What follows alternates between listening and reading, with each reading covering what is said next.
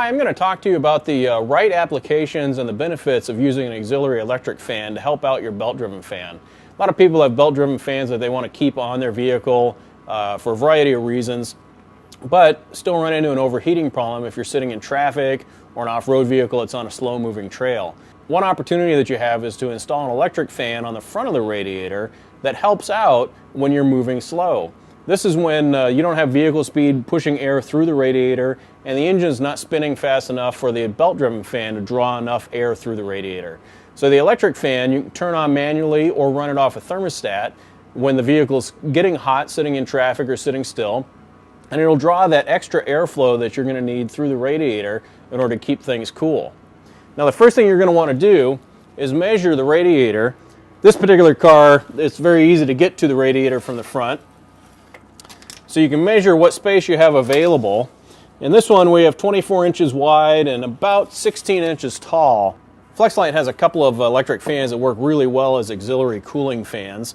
This is part number 114. It's a reversible fan, so it can be used either as a pusher or a puller, and it's a 14-inch diameter fan.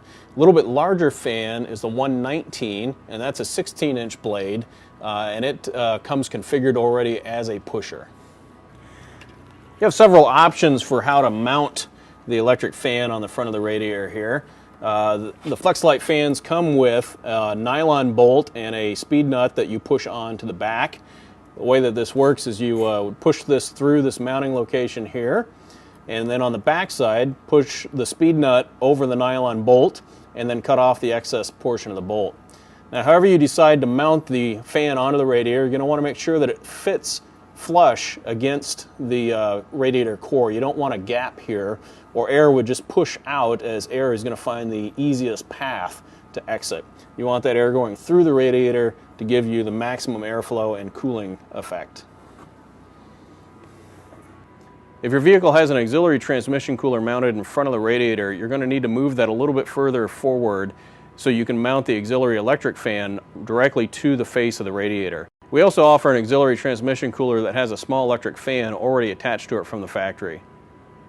Some of the Flex-A-Lite fans are reversible, and what that means is there's a E-clip here that you can pull off and actually turn the fan blade assembly around on the fan, and then when you wire the fan into the vehicle, you reverse the leads. So the black wire would actually be what you connect to positive power, and the red wire you'd connect to negative, to ground.